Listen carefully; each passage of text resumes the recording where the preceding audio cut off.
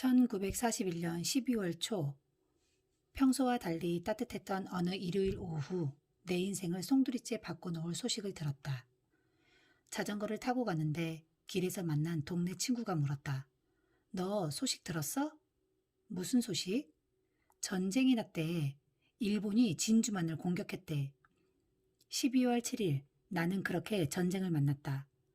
라디오와 신문은 연일 전쟁 소식을 대서특필했고 어딜 가나 온통 전쟁 이야기뿐이었다. 매일 15분씩 방송하는 라디오 저녁 뉴스와 극장에서 영화를 상영하기 전에 틀어주는 토막 뉴스의 아나운서이던 로웰 토머드도 그때 유명해졌다. 독특한 음성으로 전시의 긴장감과 함께 한 번도 가보지 못한 미지의 세계를 상상하게 하는 그 아나운서의 로맨틱한 목소리를 나는 절대 잊지 못할 것이다.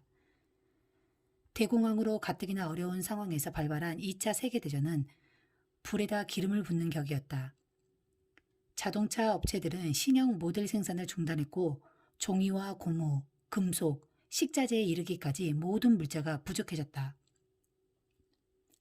우리 마을도 빅토리 농장을 만들어 수확물은 우선 군용으로 보내고 장을 보거나 주유를 할 때는 배급표를 썼다.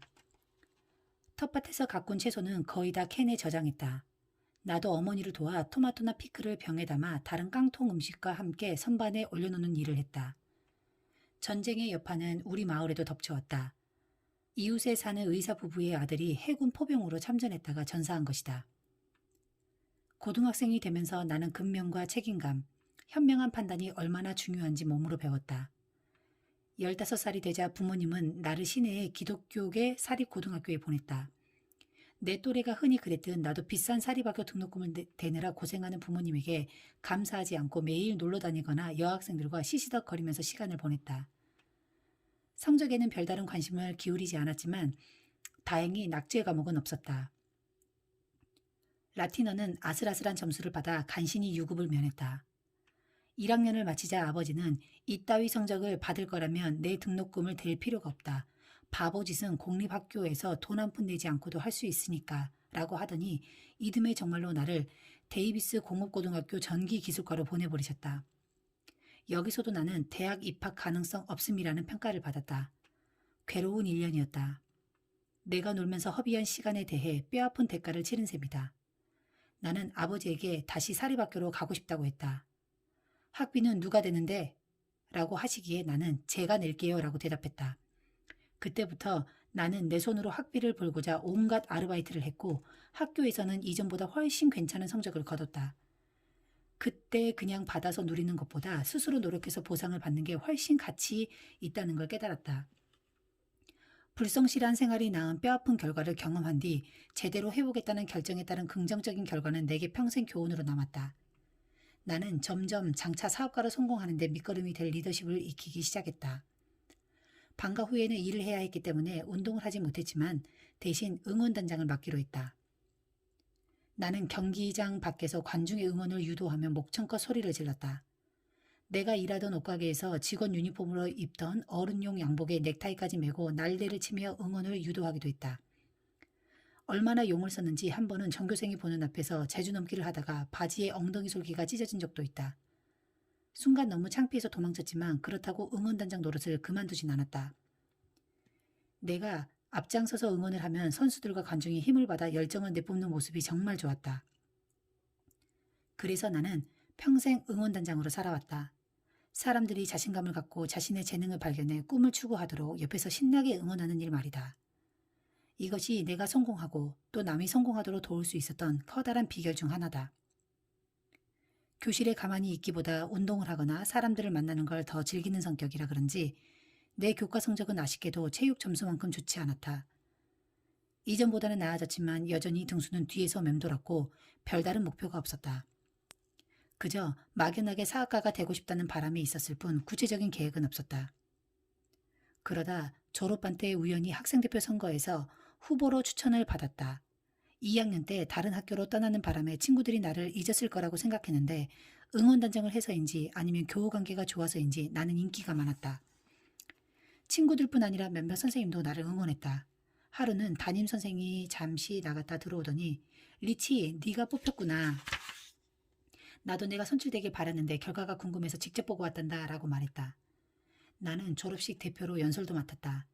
당시 미국은 대공황에서 빠져나오자마자 터진 2차 세계대전의 화염 속에서 나치와 일본을 상대로 민주주의 가치와 미국적 방식을 수호하고자 투쟁 중이었다. 수천 명이 모인 졸업식에서 나는 그 어떤 국가보다 더 많은 기회를 주는 미국의 우월성과 위대함을 강조했다. 비록 어린 나이였지만 나는 희망적이고 낙관적인 입장이었다. 그런 연유로 내 연설은 미국의 힘과 밝은 미래에 초점을 두었다. 연설 제목은 1944년 졸업생에게는 어떤 미래가 기다리는가였고 아버지는 내가 연습하는 내내 손짓과 발음, 쉬어가야 할 부분, 강조해야 할 단어 등을 가르쳐 주셨다. 나는 동시대를 함께 살아갈 친구들에게 도움을 주는 연설을 하고 싶어서 정말 열심히 연습했다. 그 중에서 먼 유럽과 남태평양의 전쟁터로 떠나갈 친구들도 많았다. 졸업식은 그랜드 레피지 시내에 있는 콜드브르 개혁교파 교회에서 열렸고 나는 연설을 한 뒤 많은 박수를 받았다. 한 어머니는 내게 얘야 내가 목사님보다 낫구나 라며 기독교인 사이에서 들을 수 있는 최고의 칭찬을 해주셨다. 당시 일반인이 들을 수 있는 제대로 된 연설은 설교 시간에 듣는 목사님 말씀이 전부였기 때문이다. 내 인생의 소중한 배움이자 나 자신을 바라보는 시각을 완전히 바꿔놓은 사건은 또 있었다. 자상하고 학구적이던 성경선생 그린웨이 박사가 졸업 영감에 나에 대해 써준 경력글이 내 마음을 울린 것이다. 하나님 나라에서 쓰임받을 리더십을 지닌 똑부러지고 재능 있는 젊은이에게 이 말로 시작하는 경력글은 이미 대학 입학 가능성 없음 평가를 받은 내게 놀라운 용기와 자신감을 주었다. 내가 존경하던 스승이 나를 그렇게 칭찬하니 세상을 다 얻은 듯 기뻤다. 그때까지 나는 단 한 번도 스스로를 리더감으로 생각해 본 적이 없었던 것이다.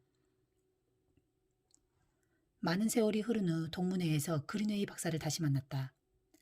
사회를 맡은 나는 즉석에서 마이크를 넘겨주고 혹시 졸업 영감에 써준 글을 기억하시는지 여쭈었다.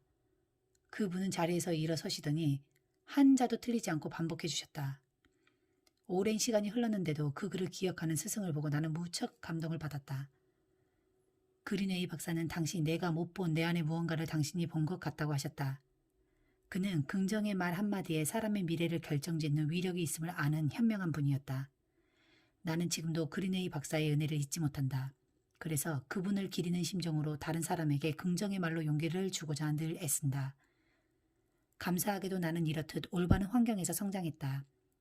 화목한 가정에서 사랑과 격려를 받았고 아버지의 긍정적인 마인드와 할아버지의 사업가적 재능, 그리고 네덜란드인의 장점인 믿음, 근면, 검소, 노동윤리, 자유와 성공 기회에 감사하는 마음을 물려받았다. 학생 대표를 맡았을 때는 대중 연설 능력과 리더십을 키웠고 교회와 학교에서는 신앙심이 성숙했다. 또 신문 배달을 비롯해 학비를 벌기 위해 여러 가지 굳은 일을 하면서 노동윤리를 배웠다. 내 주위의 많은 사람이 대공황의 침체 속에서도 불굴의 투지와 희망을 잃지 않았듯 나도 지금까지 응원단장을 하며 배운 긍정적이고 열정적인 자세를 유지하고 있다. 그러다 보니 어느새 나는 동기부여 연설가로 불렸는데 내가 한 여러 연설 중에서도 특히 행동, 태도, 그리고 환경이 마음에 남는다. 많은 사람이 두려움과 의심 때문에 행동하지 못하지만 행동하지 않고는 아무 일도 일어나지 않는다. 해보겠다는 긍정적인 태도가 행동하게 만든다. 긍정적인 마인드는 올바른 환경 안에 속해 있거나 의도적으로 그 안에 들어가야 개발할 수 있다. 나는 서로를 아끼는 가족과 공동체 안에서 사랑과 믿음으로 자라났다. 두터운 신앙심과 근면함으로 대공화를 꿋꿋이 이겨내고 행복한 미래를 꿈꾸는 사람들이 만든 올바른 환경에 속해 있었던 것이다. 나는 내 아이들이나 올랜도 매직 농구단, 전 세계 수백만의 아메이 사업가에게 한결같이 강조한다. 부정적인 친구에게 둘러싸여 있다면 그들을 떠나 긍정적인 친구를 찾으라고 말이다. 부정적인 행동이나 사건이 일어날 만한 소지가 있는 장소 및 상황은 아예 가까이 하지 말아야 한다. 또한 주거지나 근무지의 환경이 부정적이라면 이사를 가거나 직장을 옮기는 것이 낫다. 당신의 인생 목표와 관심사를 함께 나눌 긍정적인 친구들과 사업 파트너, 멘토를 찾아야 한다. 긍정적인 환경이 긍정적인 태도를 낳고 긍정적인 태도가 있어야 긍정적인 행동이 나온다. 나는 긍정적인 환경 덕분에 어린 나이에도 언젠가는 꿈을 이룰 수 있다는 자신감으로 펄펄 날았다. 좋은 사람들과 어릴 적 경험은 내 인생에 많은 영향을 주고 내 미래를 설계하는 데 큰 도움을 주었다. 하지만 어떤 사람, 어떤 경험도 내가 고등학교 때 만난 한 친구만큼 내 인생을 결정적으로 상상하지 못한 색으로 이끌어주진 않았다. 이 엄청난 스토리는 그 친구와 우연히 등굣길 카풀을 함께하면서 시작되었다. 2장 평생의 동반관계. 우리 동네의 도로 끝에는 삑삑 경적을 울리며 다니는 전차 정류장이 있었다. 나는 집에서 2마일 떨어진 고등학교에 다니고 있었는데 내가 모지코트에 깃을 세우고 모자를 푹 눌러쓴 채 눈에 푹푹 빠지며 걸어가고 있노라면 가끔 전차 운전기사가 공짜로 태워주었다. 눈보라치는 추운 미시건의 겨울 아침에 혼자 멀리까지 걸어서 등교하는 내가 안쓰러웠던 모양이다. 가끔은 시내버스를 타기도 했지만 그랜드 레피즈 도심을 다 돌면서 여러 군데에 정차했기 때문에 시간이 많이 걸렸다. 그래서 버스를 타고 가려면 해 뜨기 한참 전에 일어나야 했다. 학교에 타고 갈 좀 더 편한 교통수단을 원한 나는 예의 사업가 기지를 발휘해 아이디어를 하나 냈다. 언제부턴가 우리 집 근처에 이스트 풀튼 스트리트로 1929년형 포드 모델 A 컨버터블 한 대가 자주 지나가는 걸 봤는데 알고 보니 우리 학교 학생의 차였다. 이 차를 얻어 타면 버스보다 훨씬 편하겠구나 싶어서 하루는 차 주인에게 말을 걸었다. 서로 방향이 같으니 함께 타고 다니면 어떻겠냐고 물었더니 그 친구 역시 나만큼 사업가 기질이 있었는지 그럼 기름값으로 일주일에 25센트씩 낼래? 라고 되물었다. 당시 기름 1갤런에 10센트였기 때문에 나는 그러겠노라고 대답했다. 그 친구가 나 말고 다른 학생에게도 25센트씩 받고 차를 태워주고 있었다는 건 나중에 알았지만 말이다. 이것이 내 평생의 친구이자 사업 파트너가 된 제이 벤 앤델과 내가 처음 맺은 계약이다. 제이의 아버지 제임스 벤 앤델은 당시 네덜란드계의 프리케마와 동업으로 벤 앤델 앤 프리케마라는 자동차 대리점을 운영하고 있었는데 이 회사는 지금도 건재하고 있다. 덕분에 제이는 대공황 속에서도 10대의 나이에 자기 차를 몰고 다니는 행운을 누렸다. 성실하고 조용한 제이는 외아들이었다. 늘 시끌벅적한 환경에 있던 나는 조용한 집에서 외아들로 사는 제이가 무척 신기했다. 활발하고 약간 껄렁대는 나와 달리 제이는 보수적이고 신중하며 내가 보기에 힘들여 공부하지 않아도 전 과목 A를 받을 것 같이 똑똑한 아이였다. 솔직히 처음엔 제이보다 그 아이의 자동차에 끌렸다. 제이는 그 전에 살던 동네의 친구 몇 명과 교회를 같이 다녔을 뿐 새로 이사 온 우리 동네에는 친구가 별로 없었다. 제이와 나는 성격도 외모도 완전히 딴판이었고 원래 알던 사이도 아니었다. 나는 짧고 짙은 갈색 머리에 작고 다부진 체격이었지만 제이는 홀쭉하게 큰 키에 금발의 곱슬머리였다. 나는 쾌활했고 제이는 수줍음이 많았다. 내 우스갯짓에 친구들이 배꼽을 잡고 웃는다면 제이의 위트 있는 한마디는 슬며시 미소를 짓게 하는 시기였다. 더구나 제이가 나보다 한 학년 상급생이라 함께 학교에 다닌 시간은 길지 않았다. 조용한 성격의 그는 사소한 잡담도 별로 하지 않았다. 하지만 또래가 생각하지 못하는 다양한 주제에 흥미를 보이는 제이에게 나는 관심이 갔다. 나 역시 비록 제이처럼 학구파는 아니었지만 경험의 영역을 넓히고 싶었기에 우리 둘은 점점 친해지면서 많은 대화를 나누기 시작했다. 하루는 등굣길 차 안에서 내가 제이에게 저녁 때 구기 경기를 보러 가자고 했다. 내가 말한 구기 경기가 고등학교 농구 경기라는 걸 그가 알고 있었는지 혹은 가본 적이 있었는지 몰랐지만 말이다. 어쨌거나 제이는 그래 재미있겠네 갈게 라고 대답했다. 그때부터 우리는 종종 농구 경기를 보러 갔고 거기에 온 다른 친구들과 몰려다니며 햄버거를 사 먹기도 했다. 나와 친해지면서 제이는 자연스레 그전에 알던 친구와 조금 다른 친구들도 알게 되었고 학교 친구도 많이 생겼다. 제이와 나는 늘 단짝처럼 붙어 다녔고 각자의 여자친구를 데려와 넷이서 더블 데이트를 하기도 했다. 많은 시간이 흐른 후 리더스 다이제스트에 실린 어떤 글에서 나는 나와 제이를 네덜란드 쌍둥이라 불렀다. 사실 우리는 여러 가지 면에서 결코 쌍둥이가 아니었지만 세계관이나 인생관의 공통점이 많았다. 돌아보면 우리의 우정은 조금씩 커진 것 같다. 성급한 판단 때문에 서로를 진정으로 알지 못한 채 많은 관계가 깨진다는 것을 고려하면 제이와 내 우정은 분명 성숙하고 진실한 것이었다. 겉보기엔 다른 점이 많았다.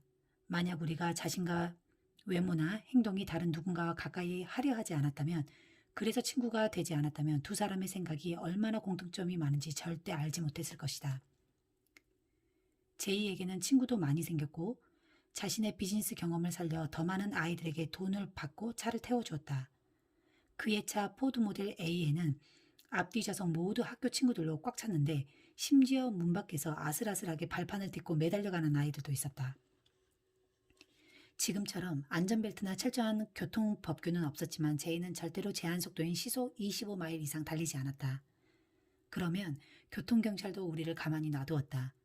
그는 그것을 어려운 친구들이 최소한의 돈으로 이용할 수 있는 교통수단으로 생각했던 것 같다.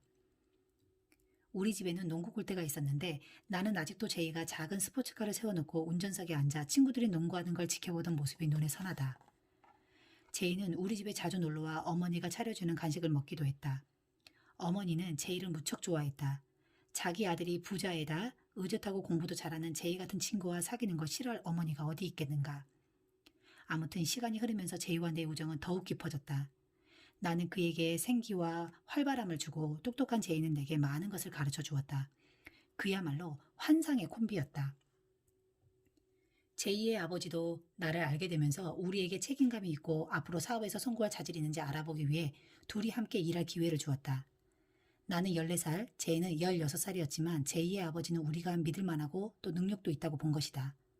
당시 우리는 그랜드 레피지에서 픽업 트럭 2대를 몰고 먼 몬태나주의 보즈만에 사는 고객에게 넘겨주고 오겠느냐를 제안을 받았다. 하고 말고요. 그때 자동차 제조는 군수용 차량으로 제한되어 있었기 때문에 몬태나주 같이 먼 곳에서도 농장 일에 쓸 픽업 트럭 주문이 들어온 것이다. 어린아이 둘에게 그 먼 곳까지 직접 운전을 해서 고객의 손에 키를 주고 오는 일을 시키는 것은 오늘날엔 상상도 못할 일이다.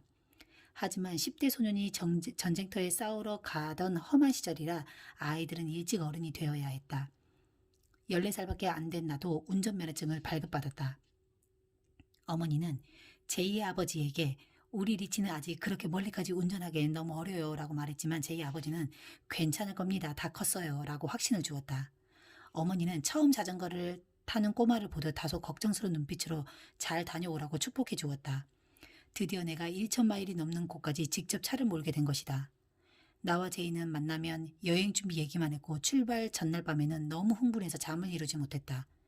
우리는 광활한 서부의 황무지와 높은 산맥을 지나 넓은 평야나 목초지를 달리는 상상을 하며 뜬 눈으로 밤을 새웠다. 그런데 막상 떠나보니 여비도 충분치 않았고 중간에 쉬어갈 여간도 거의 없었기 때문에 밤에는 화물칸에 목초더미를 깔고 잤다. 우리는 트럭 2대를 견인봉으로 연결해서 앞차에 둘이 타고 번갈아 가면서 운전을 했다. 아는 사람이 있는 곳에서는 쉬어가기도 했다. 아이오와 주에는 그랜드 레피지의 칼빈 대학에 다니는 선배와 기독개혁교단 교인이 몇 명 있었는데 우리는 그들의 집에 차례로 들러 융숭한 대접을 받았다. 그중 한 독일계 가정에서 사워크라우트를 식탁에 올렸는데 그 맛을 보고 찡그리는 나를 보며 식구들이 큰 소리로 웃었던 기억이 난다. 태어나서 처음 먹어본 그 음식의 맛은 정말 이상했다. 고속도로가 없던 시절이라 제한속도는 시속 40마일 이하였고 2차선의 꼬불꼬불한 시골길이 계속 이어졌다. 우리는 몇 마일 가다 좌회전 또 몇 마일 가다가 우회전 하는 식으로 계속 방향을 바꾸면서 운전을 했다. 그때는 도로가 아니라 농지가 우선이었기 때문에 찻길이 농지를 피해 구불구불했다. 아이오와 주를 지나 다다른 사우스 다코타 주의 래피드 시티에서 우리는 당시 유명하던 월 잡화점에 들어가 구경도 했고 베드랜드를 지날 때는 교과서에서만 보던 러시모어 산을 직접 보기도 했다. 그랜드 레피지를 떠날 때부터 이미 타이어가 많이 닳아있던 터라 찌는 한낮에 3번이나 차가 퍼지기도 했다. 가지고 간 땜질 기계로 우선 구멍을 때우고 달리다가 만난 주유소에서는 타이어 공기 주입에 5센트를 내라고 했다. 하지만 단돈 5센트도 아껴야 할 정도로 경비가 빠듯했기에 우리는 땡볕에 앉아 땀을 뻘뻘 흘리며 수동펌프로 바람을 채워넣고 다시 움직였다. 그 경험을 통해 나는 어리지만 집념과 자신감으로 위기를 극복하는 법을 온몸으로 터득할 수 있었다. 그 자동차 여행은 우리의 사업과 인생의 모험심을 불러일으킨 계기가 되었고 내 나라 땅을 구석구석 밟아봄으로써 애국심도 깊어졌다. 미국과 미국적인 방식을 사랑하는 마음은 훗날 우리의 사업 방식과 경영 원칙에 고스란히 녹아 흘렀다. 그때 제이와 나는 팀워크와 자신감, 책임감, 신뢰 쌓기 그리고 맡은 임무를 완수했을 때의 기쁨이 무엇인지 배웠다. 우린 둘 다 여행을 좋아했다. 나중에 뉴틸라이트 유통업을 함께 할 때 주에서 본사가 있는 캘리포니아 주까지 오가는 길에 우리는 국립공원에도 들르고 겨울에는 스키를 타면서 재미있게 일했다. 제이와 나 사이의 우정은 함께 학교에 다니면서 방과 후에 같이 놀면서 또 자동차 모험을 하면서 점점 돈독해졌다. 내가 고등학교를 졸업할 무렵 우리는 정말 친형제처럼 서로를 잘 이해했고 누구보다 서로의 성격을 정확히 알고 있었다. 우린 분명 평생을 함께할 최고의 친구였다. 내 졸업 영감에 제이는 이렇게 써주었다. 진짜 금은 절대 녹슬지 않는다. 어린 소년들이 그처럼 멋진 모험을 할 수 있었던 시절이 그립다. 오늘날 많은 부모가 미리부터 걱정과 불안에 휩싸여 자녀를 그저 안전하게만 보호하려 한다. 이런 헬리콥터 부모는 아이들 주변을 24시간 맴돌며 살짝만 넘어져도 달려가 얼른 일으켜주려 한다. 하지만 아이가 걸음마를 배울 때 넘어지지 말라고 자꾸 잡아주면 그 아이는 결코 혼자 걷지 못한다. 물론 복잡하고 위험한 지금의 세상에서 나와 제2의 부모처럼 10대 아이들을 그토록 먼 곳까지 운전을 하며 다녀오라는 허락은 하기 어려울 것이다. 아무튼 나는 어린 나를 믿고 그런 모험을 허락한 부모님께 깊이 감사한다. 그 여행을 통해 제이와 나는 진짜 사나이가 되었다. 우리의 부모님들도 분명 감동했으리라 믿는다. 학교에 가는 길에 제이와 내가 매일 무슨 얘기를 했는지 자세히 기억나진 않지만 주로 사업을 하고 싶다는 얘기를 했던 것 같다. 물론 우리 역시 평범한 또래처럼 스포츠나 여학생, 시험에 가는 얘기도 많이 주고받았다. 하지만 당시 우리 모두의 가장 큰 화두는 뭐니 해도 전쟁이었다. 오늘날에는 상상이 가지 않겠지만 그때는 아이들까지도 세계전쟁이라는 심각한 주제를 놓고 수다를 떨듯 일상적으로 이야기했다. 유럽과 태평양 연안 지역에서 일어나는 전쟁에 비하면 다른 주제는 모두 부차적인 것에 불과했다. 멀고 먼 전쟁터에서 일어나는 일이 평범한 우리의 일상을 송두리째 바꿔놓은 것이다. 신문 일면은 날마다 전투 소식으로 가득했고 유럽 대륙과 태평양 연안을 행진하는 미군들의 흑백 사진이 대문짝만하게 실렸다. 모든 라디오 채널에서는 시시각각 희한한 이름의 전투지에서 벌어지는 상황을 보도했고 극장 뉴스에서도 헬멧을 쓴 나치 군대와 탱크 부대가 유럽을 휩쓰는 장면을 보여주었다. 그랜드 레피지에 사는 어린 소년들에게는 멀고 먼 유럽과 남태평양의 격전지 상황에 관심이 많았던 제이는 군수용 장비나 전쟁에 대한 자기 의견이 분명해서 이에 대해 토론하기를 좋아했다. 훗날 미국적 자유기업 시스템의 바탕을 둔 회사를 공동 창업할 두 소녀는 독일의 나치와 일본의 군국주의에 대항해 자유를 수호하고자 조국이 벌이는 전쟁에 깊은 관심이 있었다. 토요일 아침 극장 스크린에서 히틀러나 무솔리니, 도조 히데키 같은 독재자가 군중 앞에서 으스대는 광경을 본 소년들은 누구나 연합군이 적을 물리치는데 많은 위험이 따를 거라는 걸 알았다. 우리는 하루라도 빨리 군인이 되어 승전에 기여하고 싶은 애국의 열정으로 끌어올랐다. 1942년 봄, 제이가 고등학교를 졸업할 무렵이 되자 신문이나 방송으로만 접하던 전쟁이 우리에게도 현실로 닥쳤다. 그해 가을, 공군 예비부대에 사병으로 입대한 제이는 B-17 투포기 조종병 훈련 사병으로 복무했고 나중에는 소위까지 진급했다. 입대할 때 제이는 자신의 자동차를 내게 주며 학교에 갈 때 몰고 다니라고 했다.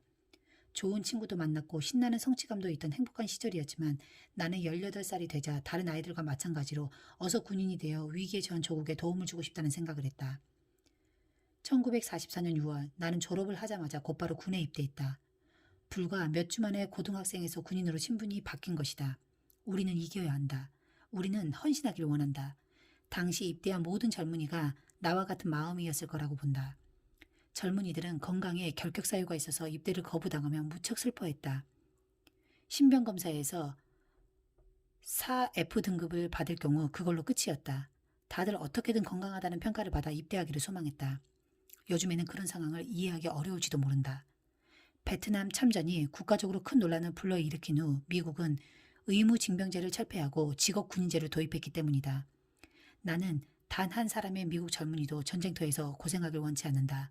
다만 미국의 젊은 세대에게서 어려움에 처한 조국을 구하기 위해 기꺼이 헌신하고자 했던 그때의 불타는 애국심과 희생정신을 찾아보기 어려워진 것이 애석할 뿐이다.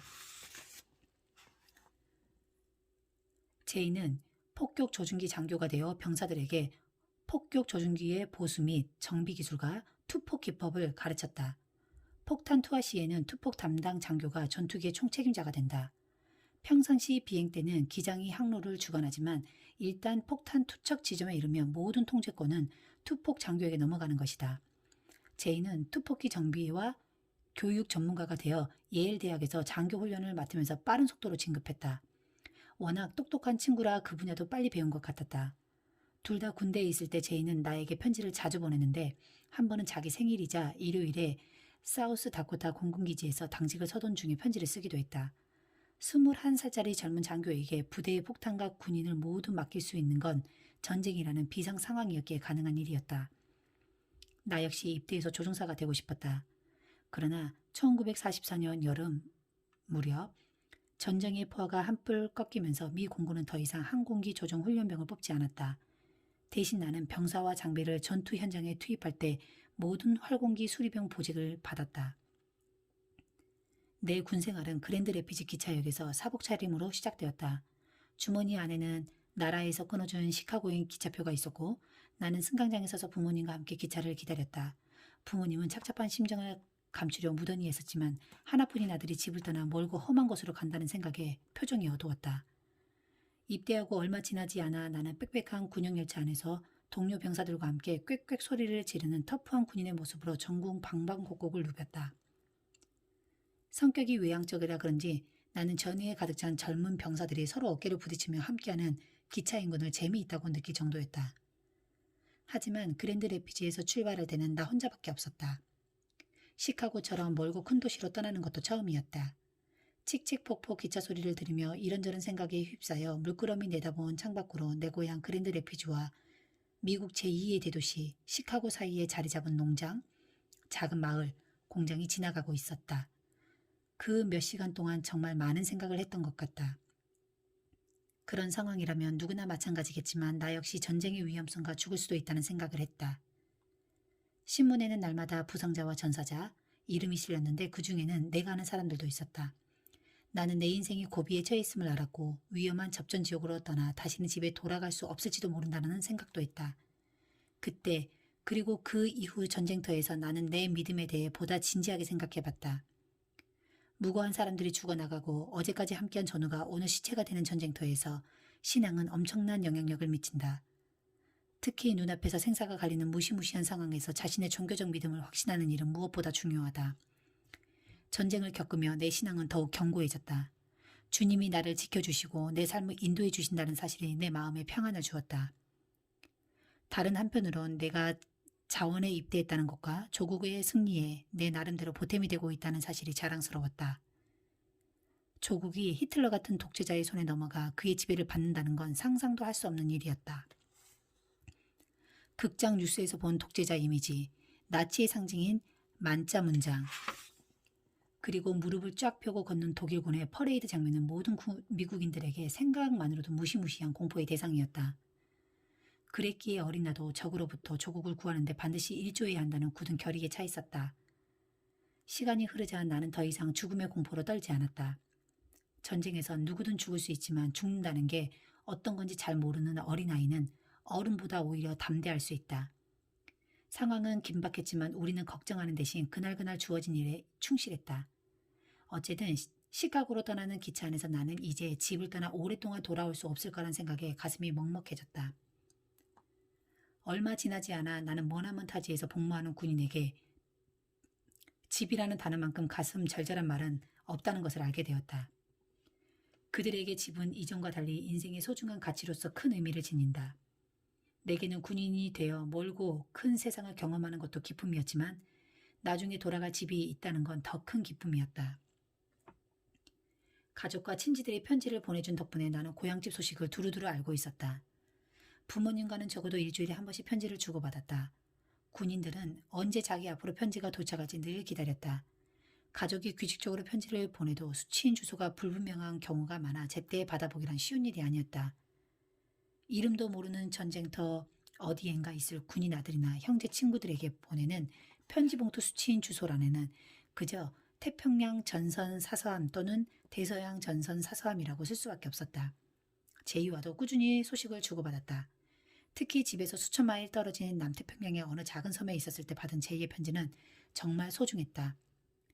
내 편지가 시시콜콜한 일상으로 채워진 반면 제이는 보다 깊고 철학적인 내용의 편지를 많이 보냈다. 생각이 많은 친구인 만큼 주제도 참 다양했대. 다양했다. 제이의 편지를 읽노라면 나는 집에 온 듯 편안했고 나날이 깊어지는 우리의 우정을 느낄 수 있었다. 제이도 나만큼 집을 그리워했다. 한 번은 리치, 오늘 밤은 정말 외롭다. 여름이 끝나가면서 서늘해진 날씨 때문인지도 모르지. 그랜드 레피지의 가을날 같구나. 너와 나 그리고 친구들 모두 이번 가을에 고향에서 만날 수 있다면 얼마나 좋을까라는 편지를 보냈다.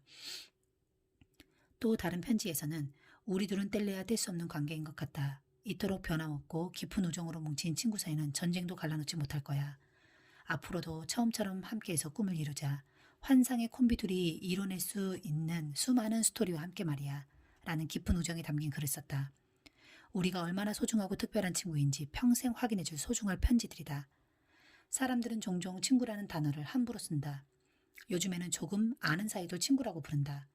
그래서 더 친한 관계를 표현할 때는 특별히 친한 친구 또는 영원한 베스트 프렌드라는 단어를 써야 한다. 심지어 수천 명의 페이스북 친구를 둔 사람도 있다. 하지만 그 시절의 친구는 정말 친구. 그러니까 소수의 특별한 친분 관계만 의미했다. 다시 군에 입대하던 시절의 이야기로 돌아가 보자. 나는 시카고행 기차표와 함께 도착 즉시 발령지를 통보받았다는 명령서를 받았다. 내가 도착한 시카고 기차역은 군복 차림의 병사와 군악대의 팡파르 소리로 시끌벅적했다. 거기서 나는 텍사스와 오클라호마의 경계선에 있는 신병훈련소 셰퍼드 필드로 이송돼 7,700명의 항공정비훈련병과 함께 교육을 받았다. 내가 맡은 임무는 전투 현장에 병력과 물자를 빠르게 투입하는 데 쓰이는 활공기를 보수하는 일이었다.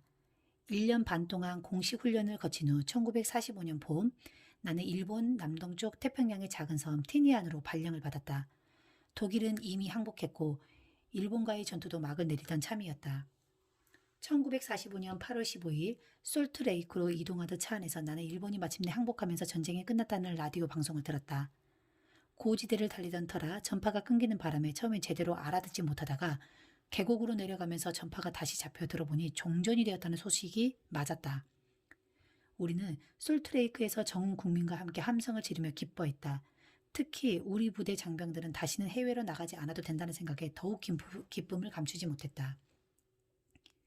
전쟁이 공식적으로 끝났음에도 불구하고 나는 티니안 기지에서 6개월간 복무 명령하도록 명령을 받았다. 티니안 기지는 히로시마의 첫 번째 원폭을 투하한 폭격기 이놀라게이를 발사한 곳이다. 나는 전쟁 중 우리 군이 섬을 함락한 후 건설한 군용 비행장을 철거하는 작업에 참여했다. 어려운 기술이 필요하진 않았지만 그 일에 내가 작게나마 도움을 준다는 사실이 퍽 자랑스러웠다. 제이는 해외 기지에 나가지 못한 걸 굉장히 섭섭해했다.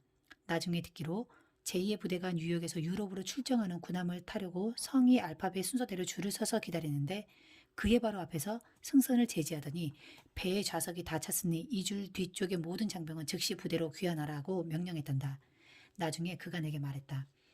하필 내 성 벤 앤들의 V 앞에서 자리가 다 차다니 내 이름이 디보스의 D로 시작하지 않은 게 죄지 뭐. 전쟁을 통해 나는 종교와 살아온 배경이 다른 사람들을 많이 만났다.